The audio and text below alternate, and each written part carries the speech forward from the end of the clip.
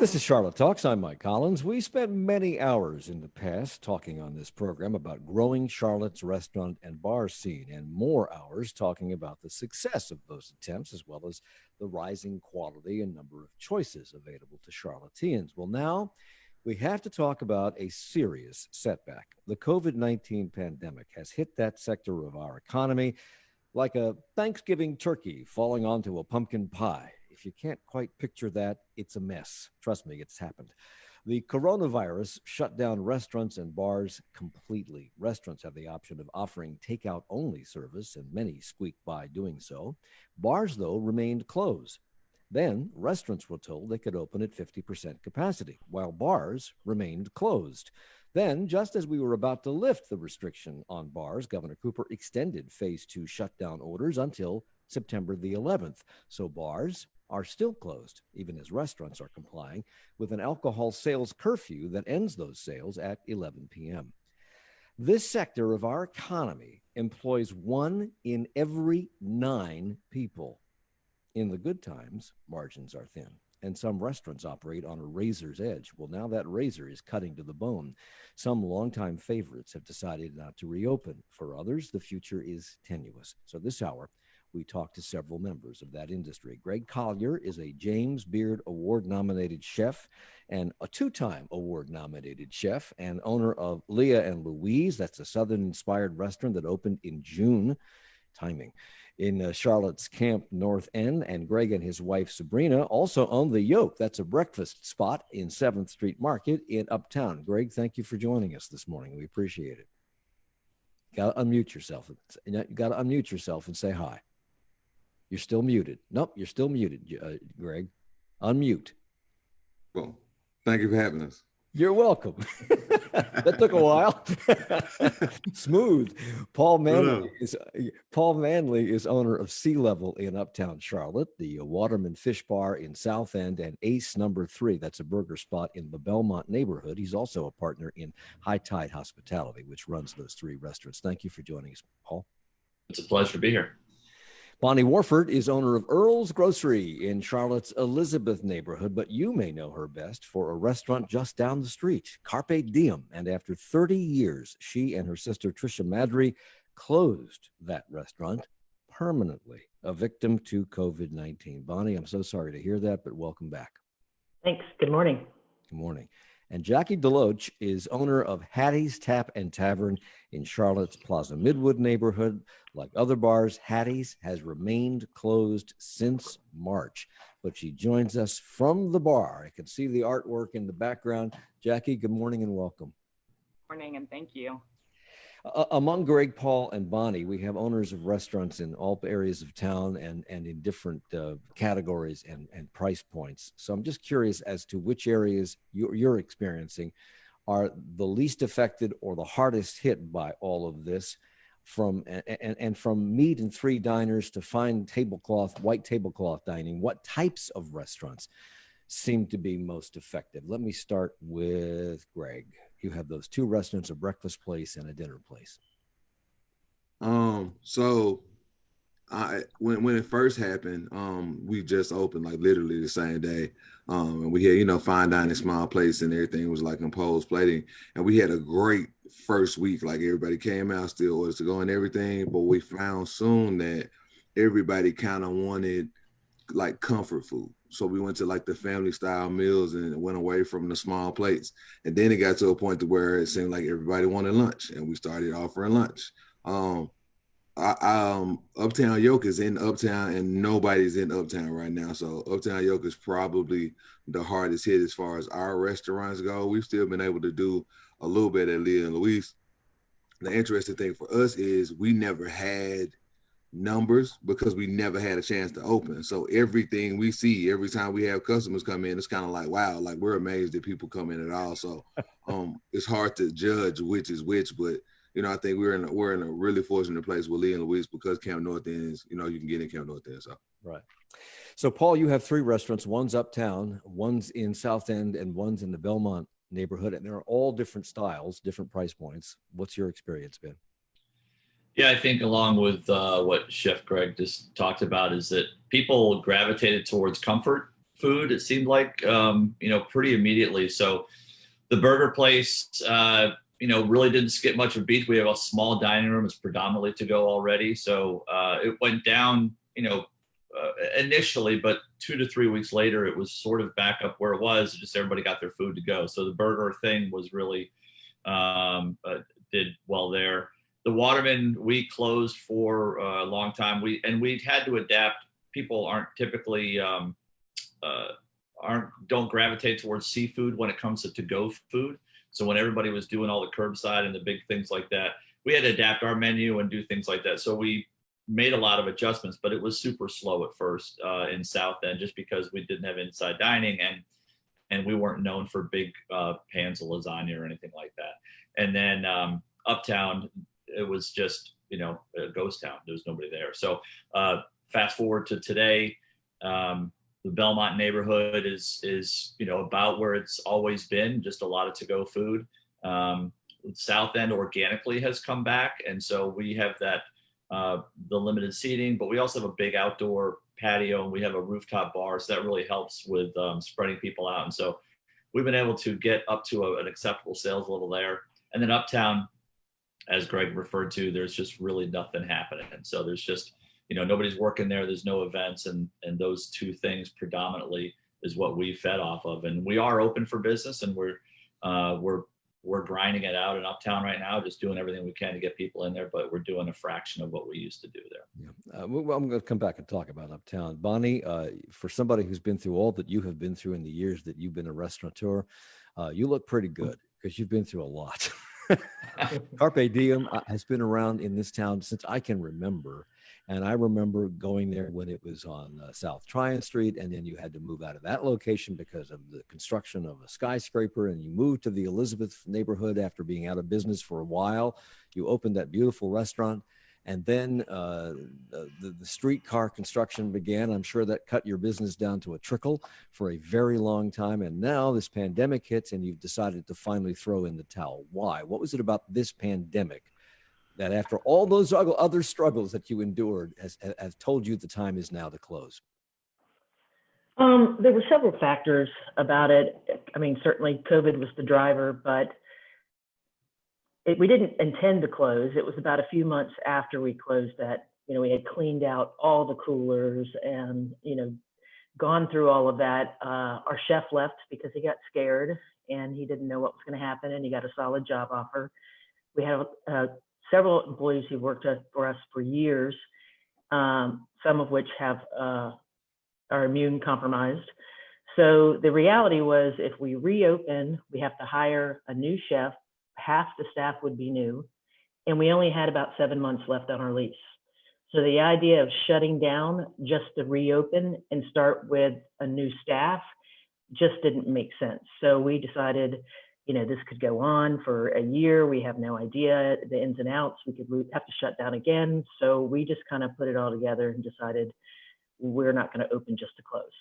Yeah, you say that you felt like the potential losses due to reduced capacity and the uncertainty of what new restrictions might be put in place, like additional stay-at-home orders or whatever may be coming from the governor's office in the future, would exceed having to just close and pay rent. In other words, you're still paying rent on a restaurant that's not doing any business. So Yes. why does it make sense to close? Well, for all the reasons I just said, I mean, having to restock all the inventory, hire everybody all over again, all of that.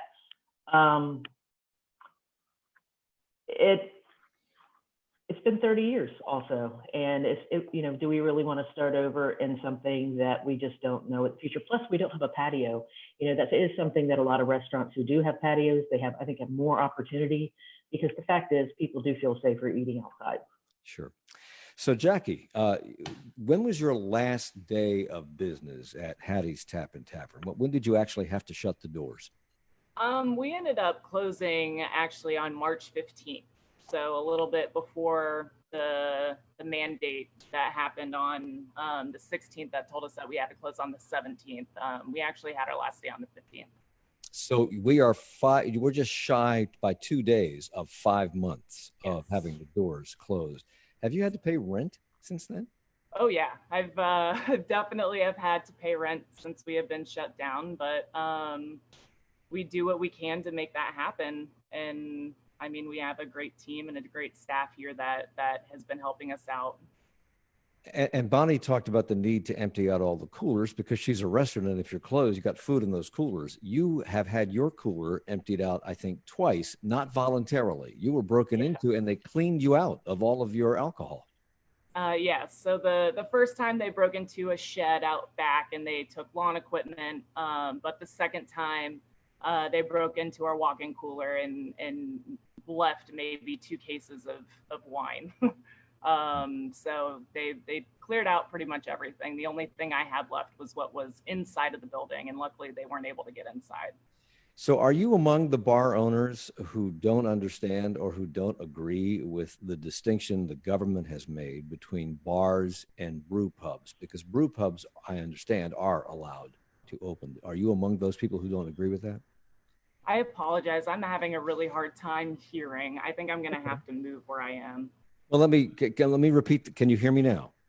It's my cooler that I have inside here actually just popped on to cool down, so I just can't hear anything. So I'm going to move over a little bit. Okay, well, I'll come back to you on that then. Thank you. So, Paul, Sea Level is your Uptown restaurant, and prior to the pandemic, Uptown was filled from, as we've talked about, from 8 a.m. till late into the night. There were games uptown, there were plays going on, there were reasons to stay uptown while the office towers shut down for business. And now it looks like 1985 all over again, when there was nobody there after 5 o'clock, but now there's nobody there before 5 o'clock. Prior to the pandemic, is that where most of your business came from? Did it come from people leaving the office? Did it come from people coming into the basketball games, coming into the plays at the Blumenthal? Well, it's a combination of everything, really. Just, we opened in 2016, and and there was already a well underway a sort of a vibrancy that was happening in the restaurant scene in Uptown, and so for us, it was a combination of people in the tower upstairs. We're in a 46-story tower. It's, we're right across the street from the Blumenthal, and Spectrum's right down the street. So there's a combination of all those kind of things happening. And then also, the apartment buildings and sort of the residential aspect of growing of Uptown was there, but it wasn't a big predominant part of it. So, so we actually had our best quarter as a restaurant was the first quarter of this year. It was in January and February. We're just spectacularly busy, and downtown is kind of the same. A lot of people felt the same way. Some of our peers in Uptown were kind of saying the same thing, that they had a really good. The year was off to a really good start there. So the residential parts of town are not supporting you to the degree you need to be supported. Is that essentially what's happening now? Because they're the only people left downtown. Yeah, I think if you think proportionately of how many establishments are in Uptown and how many different people they fed and how many people they serviced, now you're just left with the residential, which is a really small part of the population of Uptown. So they're there. They do come out and support, but Fourth Ward, I don't know what the population of Fourth Ward is, and but it's a fraction of what works and plays Uptown typically. So Greg is nodding in agreement there because he owns the Yoke in 7th Street Market. We'll come back and talk about that, Greg, with you after the break in just a moment. We got Paul Manley, the owner of Sea Level, Waterman Fish Bar, and Ace Number 3, along with Greg Collier of Leah and Louise in the Yoke, and Bonnie Warford and Jackie Deloach. We're coming right back. Support for Charlotte Talks comes from WFAE members and Mazda of South Charlotte, committed to Mazda's focus to ensure every element of a car is designed around the driver. More at MazdaofSouthCharlotte.com. And New Dominion Bank, part of a family of community banks uniting together under a single name, Park National Bank, with streamlined access, online services, and a depth of resources. Details at ParkNationalBank.com. Coming up tomorrow, it's Friday. That means the news roundup. The Republican National Convention has announced plans for their convention in Charlotte, including plans for safety concerns, some sophisticated contact badges being made for the delegates. The Hawthorne Lane Bridge is delayed yet again. This time the contractor is taking some heat. Parents are asking CMS leaders to consider beginning fall sports practice. And we get local reaction to Joe Biden's vice presidential choice, Kamala Harris. Our roundtable of reporters details those stories and more tomorrow. Virginia is the first state to launch an app that automatically tells you if you've been exposed to the coronavirus. It's been created by Apple and Google, but it needs a critical mass of users for it to stand a chance of working well. Is Virginia and the rest of America ready to go there? I'm Jen White. That story next time on 1A. This morning from 10 to noon, Right After Charlotte talks with Mike Collins on 90.7 WFAE, Charlotte's NPR news source. It's Charlotte Talks on listener funded 90.7 WFAE and 90.3 WFHE. I'm Mike Collins. We're talking about the health of our restaurant and bar scene in Charlotte and the impact of the pandemic on it, along with Bonnie Warford, owner of Earl's Grocery and formerly Carpe Diem, Paul Manley, the owner of Sea Level Waterman Fish Bar and Ace Number 3 in the Belmont neighborhood. Greg Collier is with us too. He's a two-time James Beard nominated chef, owner of Leah and Louise in Camp North End and the Yoke at 7th Street Station, and Jackie Deloach, owner of Hattie's Tap and Tavern. And Greg, you were nodding while Paul was talking a moment ago about the impact downtown of the lack of employees coming into town. But your the Yoke, is in 7th Street Market, which of course is at the 7th Street Station Blue Line light rail stop. And you do have, a bunch of young people who live downtown who may not want to cook breakfast. Is that helping at all in that location? So a couple things for us. The 7th Street Market is really, really, really heavy lunch. For us, that means late breakfast.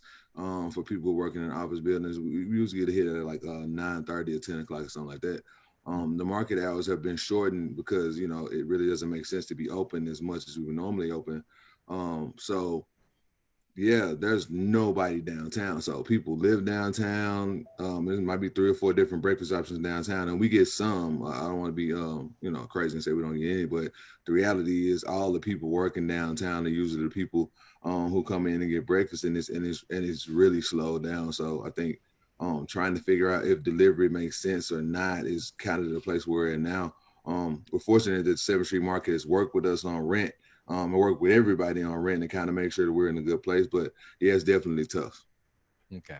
Jackie, I think Jackie's back with us now. So let me re-ask the question I asked a moment ago that you could not hear. Are you among the bar owners who do not understand or who do not agree with the governor's order or the government's order, the distinction that they have made between bars and brew pubs, which are allowed to open?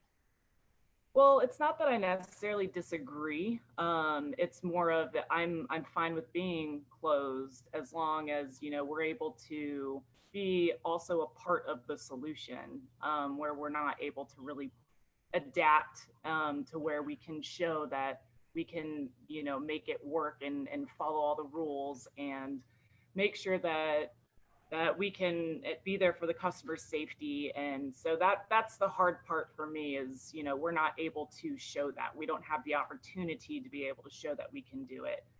And hopefully, sometime soon we might be able to be a part of that solution. But as of now, we just have to sit back and watch. You say you don't blame the governor for this shutdown, but you also say that you have been on the train to 3 more weeks for almost a half a year, as the governor keeps extending the shutdown for 3 more weeks.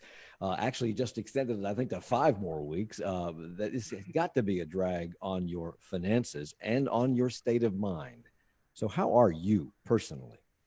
It's tough. It's definitely difficult. And as you were saying in the beginning of this, bars are still closed, and we get a glimpse of hope that we might be able to open, and then we still remain closed. And yes, it's difficult to hear, and I understand that this is a pandemic, and that the everybody's safety is number one with this. But like I said before, I'm not necessarily angry. I just want to be able to have the opportunity to show something with my business.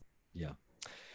Chef Greg, you also planned to open Leah and Louise in Camp North End back in March, and you delayed that opening till June, but you did open the doors in June, and we're still in the middle of this pandemic.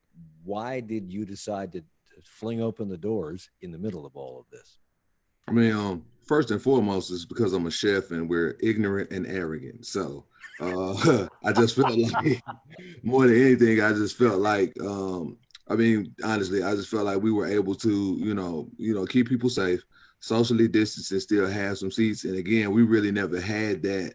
We only got 50 seats inside and outside in the restaurant, so we never saw that 150 cover day where we were slam packed beginning to end. So from our perspective, it was good to see what we can do and how many people we can serve, and try to get the food out there and people get the whole experience, come in, listen to the music, have the cocktails, eat the food, because the reality, people really want to be out, and people really want to enjoy a good meal. They just want to feel safe with it. So we Has honestly the 11 o'clock alcohol curfew impacted you at all? I'm sorry to interrupt. no, go ahead. So honestly, we actually moved our hours back. We opened 5 to 9, and once the curfew hit, we saw an opportunity to kind of catch a little bit more of that late night crowd who was out from 11, to 2, maybe get them to come out a little earlier and hang out with us if we, opened an hour later or stayed open an hour later. So we went from 5 to 9 to 6 too. So I mean 6 to 10. So the curfew hasn't really affected us. Okay. A couple of years ago, Bonnie Warford, you opened Earl's Grocery on Elizabeth Avenue. It's actually more than a grocery store because you have prepared meals and all kinds of goodies in there that people can come and pick up and go with.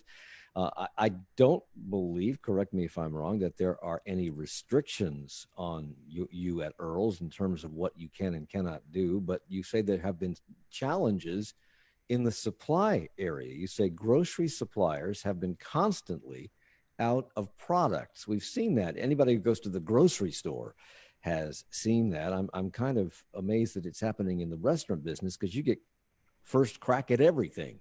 All the good tomatoes go to the grocery stores, and all the good meat cuts go to the restaurants. And why is this happening to your side of the equation?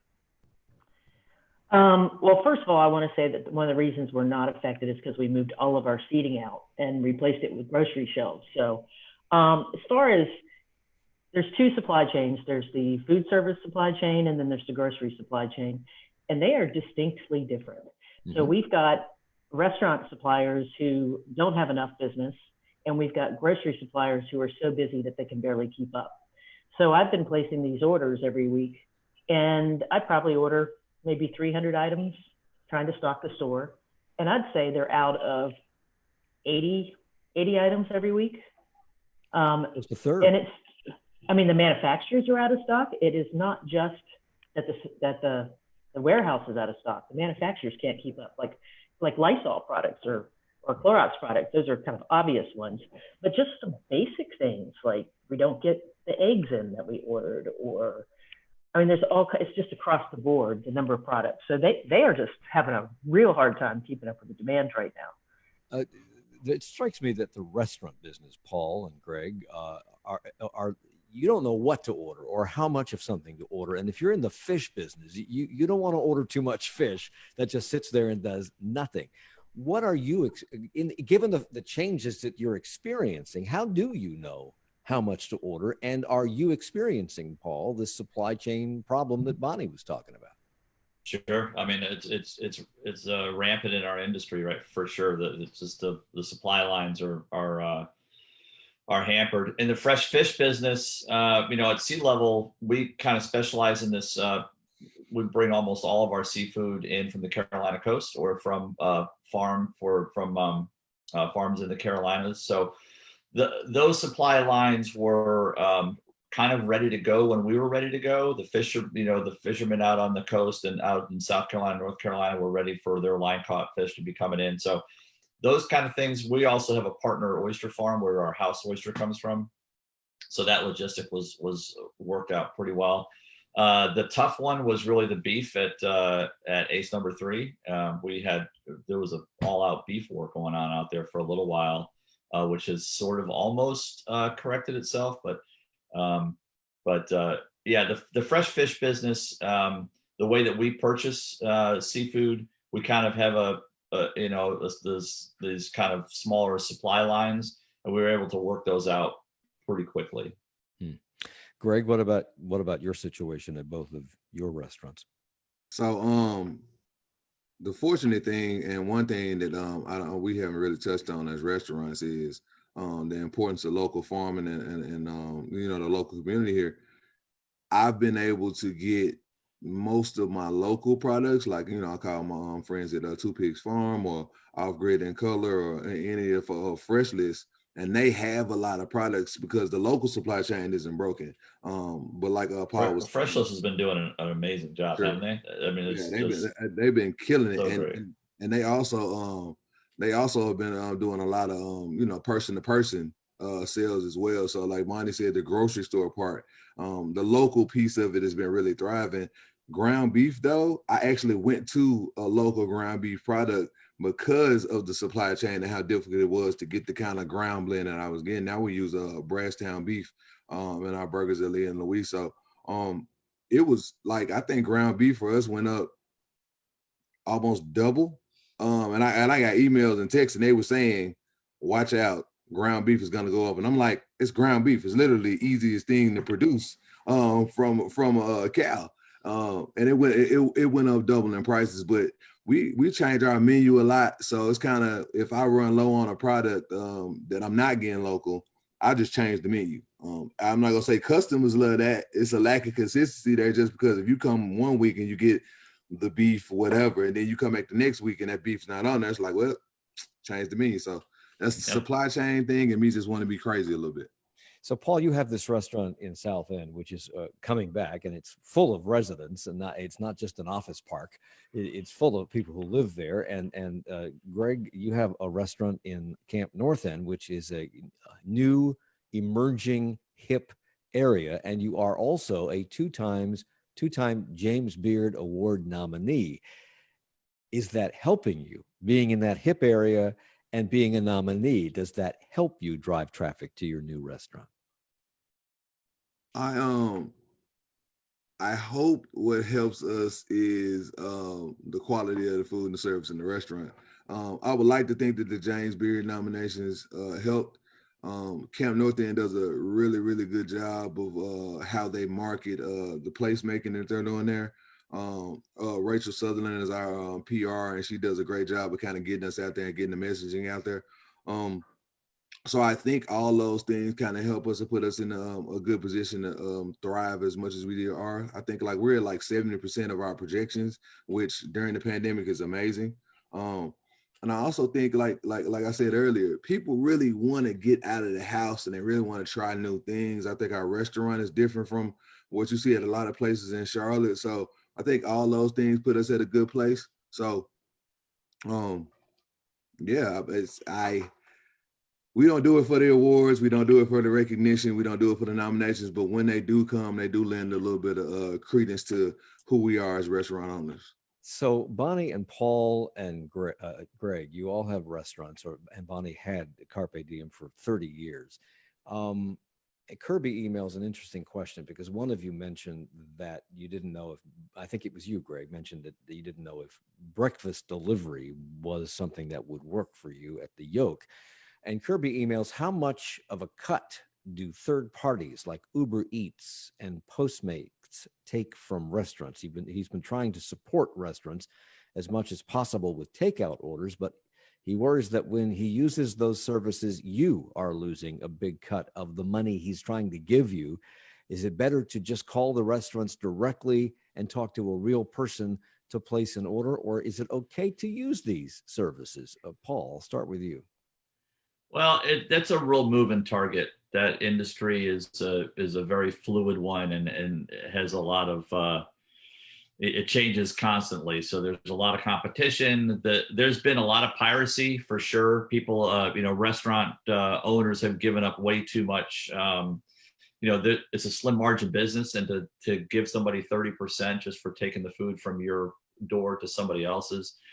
So we've kind of stayed away from the partnering with third-party deliveries. They ultimately, if they have a customer that wants to order from you anyways, then they're going to get it to them.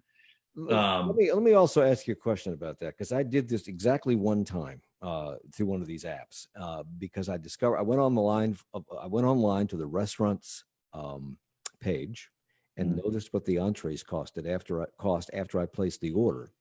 And this delivery service is not only charging me for the delivery, they had inflated the entree prices as well. Are you telling me that they do both those things and then charge the restaurant 30% on top? Yeah, yeah. I mean, some of them do. Yeah, it's now the They're making more restaurant money than industry as a whole. Oh, absolutely. They in that transaction, they are way better off than we are. I mean, we built the restaurant, hired the people, bought the food, cooked it, and paid the bills, and then they showed up in an old car and took 30% of the money. So, yeah, but the industry's kind of pushing back. So there is some shift in that. We switched over to a point of sale system called Toast, and Toast kind of did this contract with one of the delivery companies, which was a lot more favorable for us. So, and we do charge the customer for that. If you want that burger to show up at your door, you want the comfort of that, you are going to pay an extra, $7-8 for it. But you get to make that choice, and then we get to make a good business decision on that. So Bonnie, despite all the negatives that we just talked about with regard to these delivery services, I mean, you were not exactly offering inexpensive food. You were fine dining, and the food was priced accordingly, and you have a clientele who obviously could afford that. So was that not a good option for you to keep Carpe Diem open? Fine dining is hard to deliver in a box. A lot of food it will become overcooked or dry. I mean, if you ordered a filet to go and you ordered it medium rare, by the time you got it to your house, it's going to probably be more medium.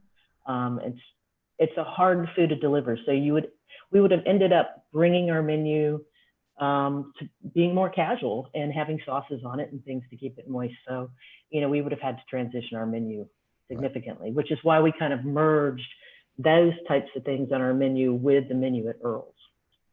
So we're doing takeout at Earl's with some of the Carpe Diem dishes.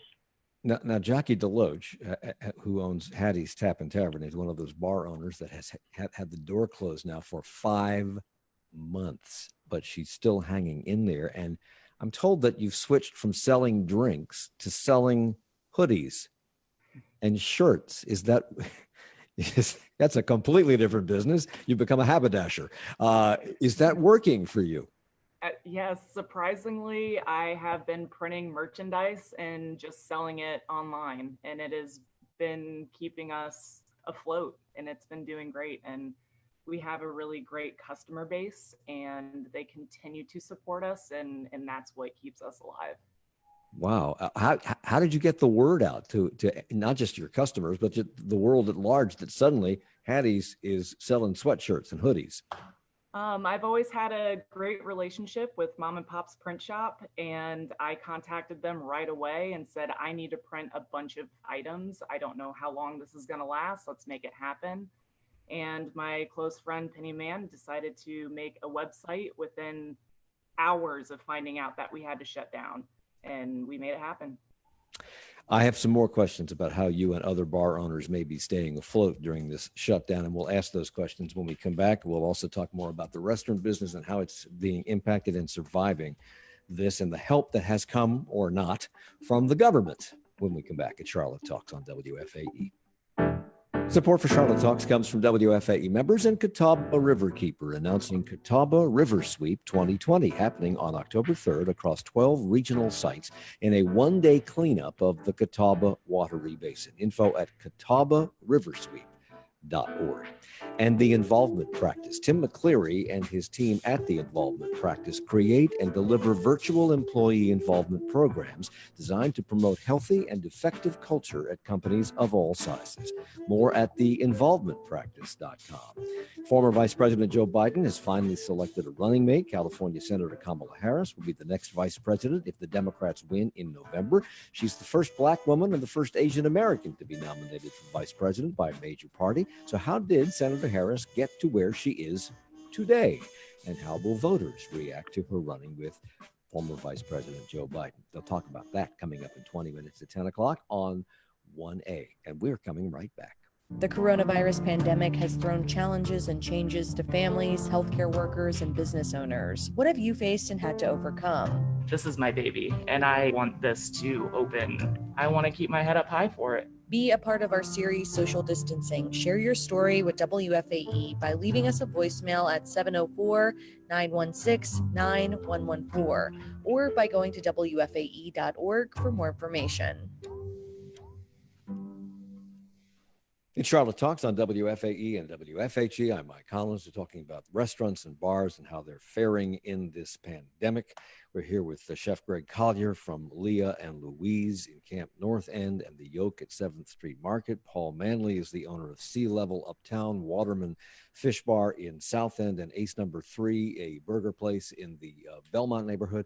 Bonnie Warford owns Earl's Grocery on Elizabeth Avenue and former owner of Carpe Diem. And Jackie Deloach is the owner of Hattie's Tap and Tavern in the Plaza Midwood area. Jackie, you've also had car washes to bring in money. You've participated in streaming events. You've become a drop-off location for the Black Lives Matter protesters. Except for the car washes, I don't think any of those involve any exchange of money. So how are you making money? How are you staying afloat? How are you paying the rent? Other than our merchandise, I'm lucky that I saved.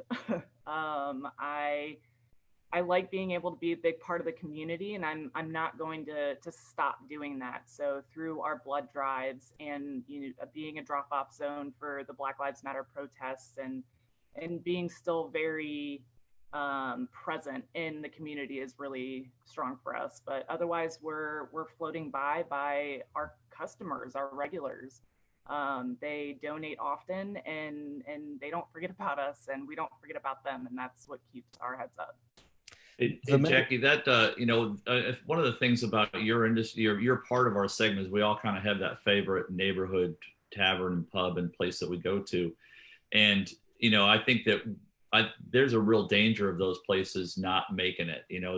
Mike, you mentioned earlier about the craft beer, and craft beer is a very well organized piece, and they were able to get something happen immediately in their industry in order to be able to stay open and have people in there. But the little corner pub places, there's the Jackies are out there doing it because they love to do it, and they like to provide this little place for people to go, and there's a real sensation there. And I think that it's a group that's there's a big danger of those kind of places not being around. And I think Greg or Bonnie, we've never grabbed a beer before, but if we would all have our favorite little place that we would go grab beer at, and that's the danger of Jackie. So good for you for hanging in there and being inventive and being part of that. But that's kind of that community piece of that little local neighborhood tavern part. And like restaurants, some bars have already shut the doors permanently, particularly in the downtown area. Some long-standing bars have shut their doors down there. The mayor was on this program yesterday, and she made reference to the fact that the city is trying to work with restaurants and other members of the hospitality industry, allowing them to be, shall we say, creative with the rules. They're allowing them to set up tables in parking lots and sidewalks, and even spilling into the curb lane in some areas. I'm not sure how safe that is for diners, but nonetheless, they're trying to work with people and break the rules so that they can have more seating outdoors. And you mentioned, Bonnie, that part of the problem with Earl's was that you had to take all the seating out indoors and replace them with grocery shelves. You're in Elizabeth with a decent sidewalk real estate. Is that not an option for you? It was an option. I mean, we didn't have to take the seating out of Earl's, but we were trying to eliminate risk. And at that time, the phase 2 wasn't open, so people weren't eating inside anyway. We made the choice to transition Earl's to more of a grocery, combining kind of both supply chains, because it's a model that we can operate the same way no matter what's going on with COVID. So whether we are just doing takeout or whether people can come in the store, we're going to have an online app soon where you can order groceries online and you can order takeout online. So if we combine those things, it didn't matter what was going on with COVID because we can operate the same way no matter what. So we were trying to look for a model that we could sustain. Greg, you were on Sarah D'Elia's WFAE podcast, Social Distancing, and you told her that you've been doing well with curbside orders and were eventually able to open your doors to sit-down service at Leah and Louise. But your wife, Sabrina, describes Leah and Louise, at least she describes the original concept as being juke joint chic. That sounds like a very nice party to me.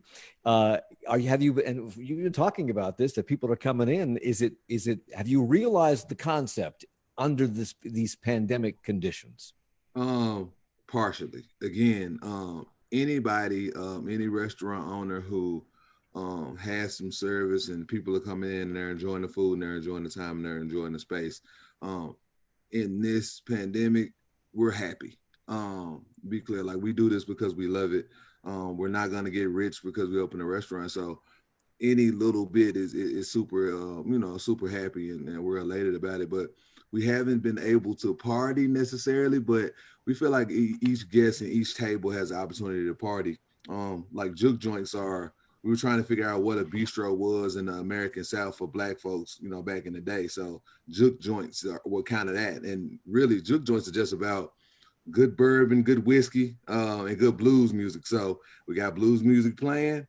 Justin Hazleton is our bar manager. He does a wonderful bourbon and whiskey cocktail. So we kind of have an individual party for every table. So we ain't going crazy yet, but we're doing a little bit. What your wife points out, that this particular juke joint chic means there's no leaky windows and no leaky walls. So. Absolutely, no leaky windows, no leaky walls, and no bootlegging of any kind. So Jackie, you run a bar. Alcohol sales is where you make all of your money under normal circumstances, and right now you can't sell any. Why wouldn't it be possible for bars to refashion themselves in a similar fashion to what the brew pubs are doing, so that you too can open? What would be required there? Would it be just you getting permission? Here's what we're doing now, and getting permission from the city, or do you have to go through the ABC board because you're a bar? Well, that's our biggest issue right now, is because we have to go and follow the mandates and the rules. But if we were to open, we're prepared. We have set up several benches on our back patio, and I'm happy to not have people sit at our actual bar. I will make placement and seating elsewhere and have extra staff. I'll be here every day to make sure we're cleaning after people. And the only difference is we're not having a food service, but we're not able to get that opportunity. But we want to be able to provide for our customers. I mentioned earlier that 1 in 9 people are employed in the hospitality industry. I'm just curious of how many people collectively amongst all of you have been impacted by this. Clearly, you lost your chef, Bonnie, which is one reason why you closed Carpe Diem. Some of the employees have dropped away. How many of you are keeping people on staff? Have you been helped by PPP in any way? And have the staff members that are no longer working been able to get access to the money they need to survive? Because a lot of people have reported that despite the fact that the money has been made available allegedly by the government, they're not getting it. What's been your experience? I'm not sure who wants to go first on that.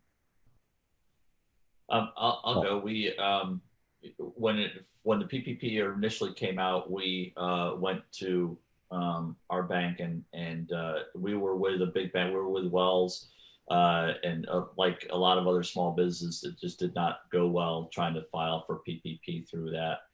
We found another bank. We got it in the second wave, and we did get some funding depending on the need for each of the restaurants.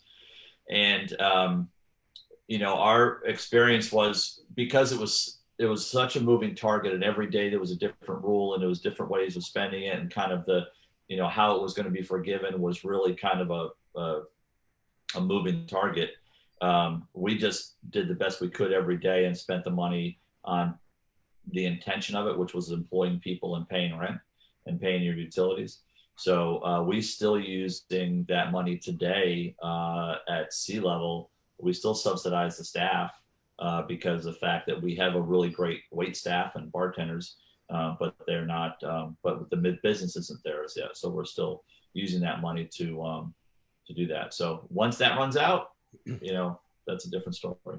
Everybody's concerned about being healthy. Business owners are concerned about it. The employees, the frontline workers, the people who interact with the customers worry about it. The customers worry about being safe. And Paul, I know that you had to close one of your restaurants, at least temporarily, because one of your employees tested positive. What did you learn from that experience?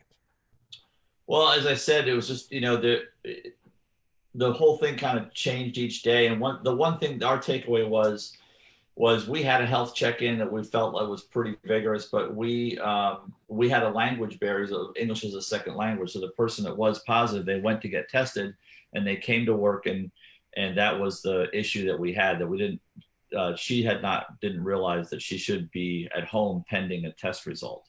And so then we did this whole metrics of who had direct contact with this person, and we decided it was best to close for several days in order for that that stay-at-home time to pass through there. So we upped our game as far as the health check-in. We took the language barrier more seriously at that point, and changed that piece, and just went from there. So we're always putting people in quarantine if they got their roommate or somebody's positive, or they visited a family member or whatnot. And so we kind of, at Waterman, it's fairly busy. We have a little bit more staff than we need, just because we have to have the ability and flexibility to rotate people in and out as needed. Jackie, you were also on Sarah Lilia's podcast, Social Distancing, talking about your predicament of having to close and having been closed for months now. And you're pretty angry at those people who aren't wearing masks. And you've seen on television, I guess, and maybe even personal experience, crowded restaurants. And you say it hurts your feelings. That's a quote. It hurts your feelings. And you said it's that people going out without wearing masks is like them sticking their middle finger up to you. Do you understand the resistance that people have to wearing masks? It's difficult because, we all have had to adapt. Since March, every single one of us has had to change our daily lives and our businesses to be able to move forward and to sustain. And, the people that are deciding that, they don't need to wear a mask, they are the problem. They are the reason why we will continue to have to adapt so much, and why businesses like myself will have to remain closed until that makes a change, and then we can all move forward and try to, in quotes, somewhat go back to normal. But it's up to us. It's not up to one single person. It's up to all of us. The message from all the health experts is that masks are the only line of defense that we really have at the moment, and therefore the best line of defense that we really have, and that because people aren't wearing them and aren't social distancing properly, that they are keeping the economy closed. Do you think that's a message that hasn't effectively gotten out, that it's not just your right to not wear the mask, but it's that you are slowing down the recovery? Well, Jack? yes, sure. I mean, until we realize, yeah. So Bonnie, when you come to a restaurant, you have to take your mask off to eat. And I think everybody's dealing with that right now. But there have been some retailers who, although they are telling you on the door, don't come in without a mask, they are not enforcing that at all. And the government seems loath to make anybody enforce that. What do you do at Earl's Grocery? Because you don't need to take your mask off in a grocery store. We've been requiring masks since the day we opened, even prior to the mandate, because we really feel strongly about protecting our staff and protecting our customers. And so many people are scared to go to the major grocery stores, and that's one place where we feel like we can offer that safety, because we're requiring it, and that's what we want to instill. So we want people to come there and feel like they've made a good choice. Have you gotten any resistance to that? A few times, but if they don't have a mask with them, which most people have a mask at this point, we just give them a mask. But yeah, we've definitely gotten resistance, but we're sticking to it. Even if they remove the mandate, until COVID's over, this is the way we're going. So when you go to Leah and Louise's website, Greg, aside from the message asking people to support restaurants in general, not just your own, during this crisis, you say you ask guests to, this is a quote, to have masks while in the restaurant. So have people been cooperative? They have to take them off to eat and drink, obviously, but while they're waiting for the food, you're asking them to wear masks. Are people cooperating with that? So we Karen North End provided door signs for everybody that says please wear a mask. They're really cute signs done by good posters. So when people hit the door, if they don't have mask on, we ask them to put a mask on. If somebody gets up and they start walking towards the bathroom, our hostess kind of goes and says, "Hey, could you put a mask on real quick?"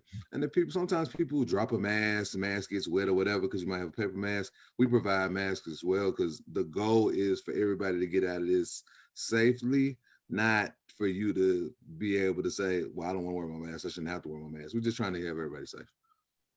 So Twyla on Facebook says we just closed Carolina Vines Wine Bar and Wine Shop in Newton. We are playing by the rules, but our customers are not coming out, or they're going to pseudo restaurants that are not complying to mask and physical distancing requirements. That's probably part of the problem. So what can restaurant goers and people who frequent bars do to help you out very quickly? Paul. Follow the rules and support your local businesses. I think that would be my biggest request. And if you are venturing out, venture out uptown too. There's a lot of great places down there too. Do you think this will recover once the pandemic is over? Do you think we'll have the restaurant scene we had before? No. Wow. Paul Manley, owner of Sea Level, Waterman Fish Bar, Ace Number 3. Greg Collier, a James Beard Award nominee and owner of Leah and Louise and the Yoke. Bonnie Warford, owner of Earl's Grocery, and Jackie Deloach, owner of Hattie's Tap and Tavern. Buy her sweatshirts. Do it now. Thank you all for the hour.